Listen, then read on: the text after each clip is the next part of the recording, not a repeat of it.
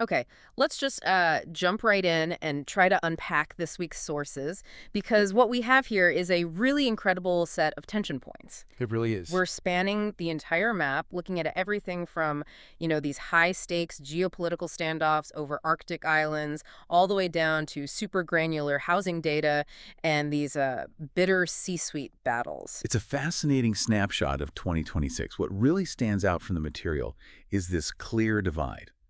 On one hand, you have these huge macro policy decisions, these big geopolitical risks that, frankly, the markets seem to be completely ignoring. Almost pathologically so. Yeah, exactly. And then on the other side, you've got these genuine structural shifts happening kind of behind the scenes in huge industries, Yeah. retail, housing, and, of course, AI. That sets up our mission perfectly. For you, we're going to try to distill the key forces at play here. Where are the giant companies fighting? Think Amazon versus a bankrupt retailer and that multi-billion-dollar fight over OpenAI. And where the money is actually moving, billions flowing into chips and energy. Right. And we'll wrap up by tackling those truly contradictory data points in the U.S. housing market and why political gridlock is, well, just making everything worse. So where should we start? Let's start with a really high-stakes corporate collapse. I mean, this one has already spiraled into a bitter legal fight.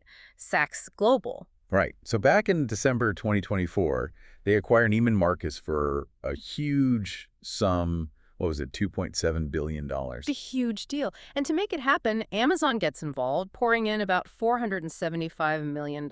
But just a year later, the whole thing implodes. Saks files for Chapter 11. And the speed of that collapse is what's so shocking. That Yeah. $475 million from Amazon, their own lawyers are now on record saying it is, and I'm quoting, presumptively worthless. I mean, the financial failure was just breathtakingly fast. Amazon's filing says, with some, pretty clear legal outrage, that Saks burned through hundreds of millions of dollars in less than a year. That's an astonishing rate of cash consumption. Right. But it wasn't just burning through the cash. There was a core contractual failure too, right? Absolutely. The whole deal was based on this guaranteed referral fee agreement for the stacks at Amazon's storefront. It was supposed to be worth $900 million to Amazon over 8 years. And Saks just failed to meet. Failed completely. What? And that's why Amazon is acting like such an aggressively wounded creditor here. They're not just taking the loss. No, they're fighting the entire restructuring plan. Saks just got permission to tap into $1.75 billion in new financing just to stay afloat. Why is Amazon so against that? Because of the legal pecking order. This is where it gets interesting. That new financing gives the new lenders super senior status. It pushes Amazon and all the other unsecured creditors way down the repayment list. So their chances of getting anything back get even smaller. Precisely. And Amazon is sending a really clear message. They're not playing nice. They've explicitly threatened more drastic remedies if their concerns aren't met. This is a warning shot. It feels less about actually getting that $475 million back and more about, I don't know, setting a precedent, signaling that Amazon will fight to protect its investments. I think that's a perfect way to put it. It's about controlling the narrative, even in failure. Okay, so from the collapse of luxury retail, let's pivot to the legal battle for the future of tech, the battle for AI's soul, if you will.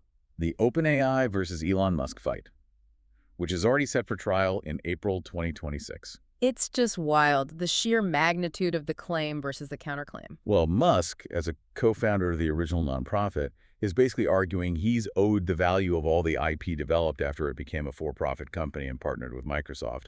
He thinks that's worth billions. Billions. And OpenAI's response has been surprisingly aggressive, not just in court, but they send a letter to their own investors. Yeah, basically telling them to brace for deliberately outlandish, attention-grabbing claims from Musk. They're trying to frame the whole thing. And they're trying to minimize the financial risk by saying the case is worth no more than the $38 million that Elon donated way back at the start. Right. Wait, so they're really trying to frame a potential multi-billion-dollar IP fight as just a squabble over a $38 million donation. I mean, how does that even hold up legally when the entire business model has so fundamentally changed? That is the absolute central question for the court. Musk has to prove that the original nonprofit agreement guaranteed him a share of that value. OpenAI is trying to make his claims sound absurd by focusing only on that initial donation. It's as much a PR battle as a legal one. So if the AI legal battles are intense, the actual infrastructure race that's supporting AI, that's where we're seeing capital just flowing like a tidal wave. Semiconductors, Just look at Asia. The Taiwan Weighted Index, the TAIEX, and South Korea's Kospi both just hit fresh record highs. And the engine behind that is clearly Taiwan Semiconductor Manufacturing Co., TSMC. Oh, absolutely. They reported another record quarterly profit, and their projection for capital spending is just staggering. They're talking about $52 to $56 billion in 2026 alone. $56 billion in capex. I mean, to put that in perspective, that's bigger than the entire GDP of many countries.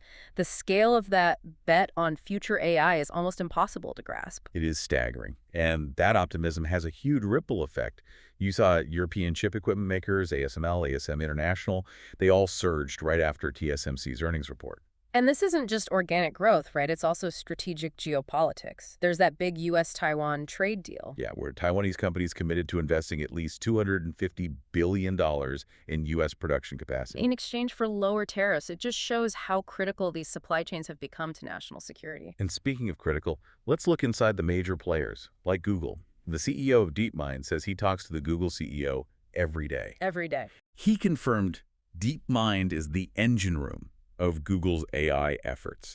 And he talked about this ferocious competitive environment.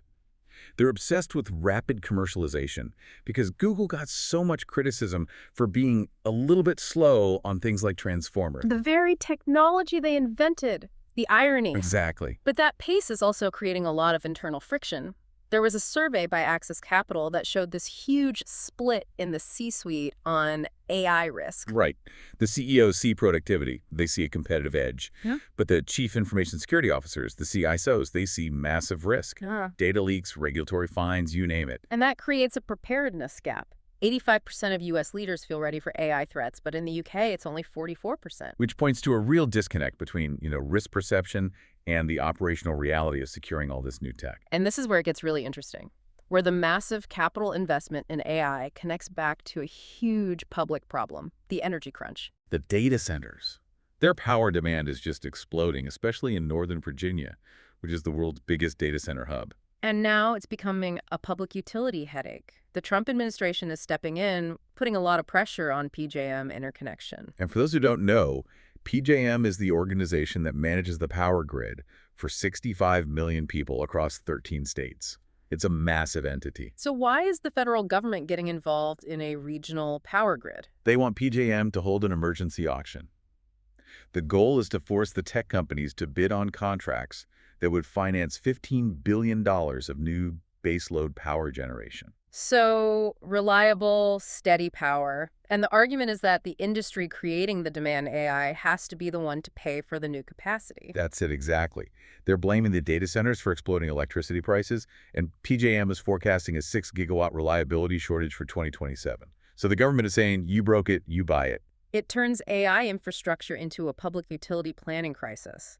The tech is moving so fast that the grid and the regulatory process just can't keep up. We've seen the pressure AI is putting on energy prices, and that whole high-cost environment is freezing up another critical sector, housing. Yeah. The real estate data right now is just truly contradictory. Yeah, the mixed signals are all over the place. I mean, the whole market is structurally frozen, but prices just keep going up. So existing home sales actually rose 5.1% in December 2025. That sounds good. It's the highest since early 2023. But, and this is the huge, the total sales volume for all of 2025 was still at a 30-year low, only 4.06 million units. Volume is dead, but the demand for what little is available is just fierce. And the median sales price keeps climbing. $405,000, the 30th straight month of year-over-year increases. It's just a classic affordability crisis. And you really see the pain on the new construction side. Builder sentiment, according to the NAHB data, fell to 37 in January. Anything below 50 is bad news. And the builders are clearly responding. 40% of them reported cutting prices for the third month in a row. The average price cut is now up to 6%. They're desperately trying to move inventory. But it's painful, because their own input costs are still sky high. Think about what we just said about energy prices. They're trying to solve an affordability crisis by just eating their own profit margins. It's not sustainable. There is one, maybe tiny bright spot. The average mortgage rate fell to 6.06%, lowest in 3 years. A little bit of breathing room, but the political climate is adding a whole other layer of uncertainty. You're talking about Trump's proposal to ban large institutional investors from buying single-family homes, aimed right at Wall Street landlords like Blackstone. Right. But the big question everyone's asking is, who gets hit by that? What's the definition of a large institutional investor? Because previous proposals used a specific number, right? Owning 50 or more Yes, properties. exactly. And that's where it gets tricky. A lot of family offices, which manage long-term wealth for families, hold a big chunk of their real estate in residential property. Many of them could easily own more than 50 homes. So the unintended consequence is that a policy aimed at, faceless Wall Street corporations could inadvertently sweep up smaller long-term investors. Exactly. They get caught by that specific legal definition, and it just adds another layer of uncertainty to a market that's already incredibly fragile. Okay, so now we come to the global headlines that generated so much noise this week, but the markets were just completely unfazed. Total equity market meh. Yeah. We're talking about the attempted Greenland acquisition, threats against Iran, the capture of Venezuela's President Maduro, all while the S&P 500 is up 1.5% for the year. The analysts are right to call the market callous. It only reacts when these events actually impact economic fundamentals, trade, capital flows, energy prices. Rhetoric without immediate economic fallout is basically ignored. Which just creates this huge unpriced risk simmering under the surface. It absolutely does. Look at Greenland. The disagreement with Denmark continues. Trump is threatening new tariffs. France is warning of a trade war with the EU. And the market just yawns. It's the same principle with what happened in Venezuela. After the U.S. captured President Maduro, the opposition leader, Maria Corina Machado, met with Trump and presented him with her Nobel Peace Prize medal.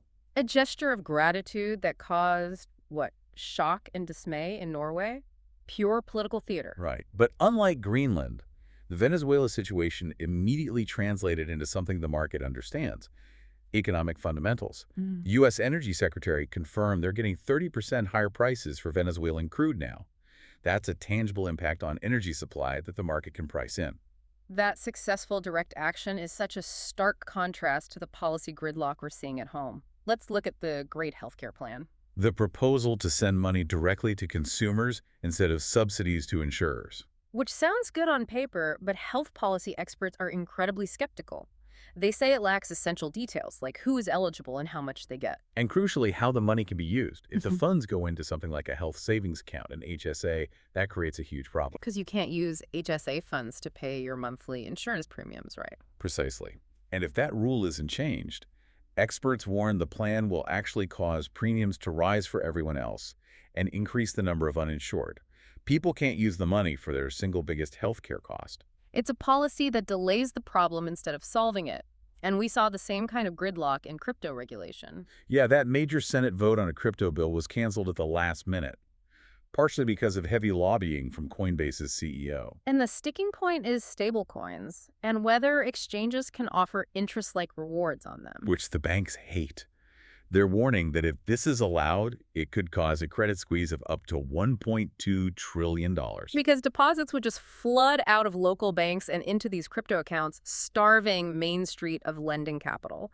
So another massive policy decision just stalled. Kicked down the road until at least February or March. Okay, let's try to connect the dots on this whole deep dive. We've seen everything from $250 billion in Taiwanese chip investment to the collapse of Saks Global. It's a picture where commercial success is just moving at warp speed, but our governance is stalling out. I think the key takeaway for you, the learner, is really about distinguishing between market drivers and market noise in 2026. The real market action is being driven by these big investment narratives: AI infrastructure, strong corporate earnings. And any geopolitical event that directly hits trade or energy, like what we saw with the Venezuelan oil sales. Exactly. Most of the other geopolitical noise, frankly, is just headlines. Absolutely. But that foundational cost of the biggest driver, AI, is now starting to become really visible, especially with that PJM crisis. We know AI is transformative. We know it's driving massive energy demand. We also know that, for now, high-yield savings accounts are beat the 2.7% inflation rate. for now. So you've got your rising savings fighting against these rising infrastructure costs. If the cost of powering AI data centers keeps exploding, what specific steps should you be looking for next year to ensure your own electricity bill doesn't start eating into those hard-earned savings gains? The question isn't just about your bill, it's about how quickly political gridlock on everything else is delaying critical action on energy policy. Are we just destined to watch our savings shrink while we wait for policy to finally catch up to AI's demands? That feels like the real tension point for the year ahead.